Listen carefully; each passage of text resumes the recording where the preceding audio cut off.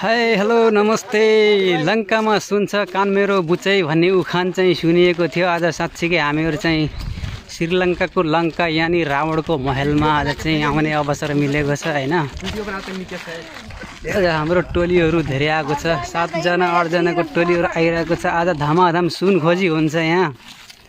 2-4 kilo सुन भेट्यो भने अब लानुपर्छ हैन। अब नेपालको एयरपोर्टमा अहिले सजिलै छिर्छ। अब 100 किलो 200 किलो त छिर्छ भने अब 2-4 केजी के नै हो र।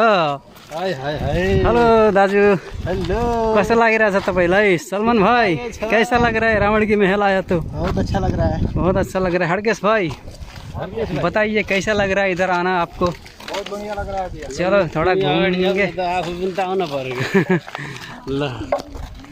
ल माधव भाइ कस्तो लाग्छ श्रीलङ्का? मलाई एकदम रमाइलो लागिरहेको छ हैन। लङ्कामा सुन्छ कान मेरो बुझ्छ भन्ने चाहिँ उखान सुनिएको थियो।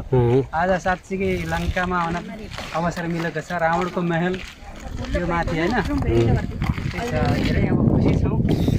यो चाहिँ अब रावणको महलमा आउन पाएको छ, जहाँ रावणले सीतालाई हरण गरेर ल्याएको थियो यहाँ। त्यही हो। अब हामी जाँदैछौँ माथि।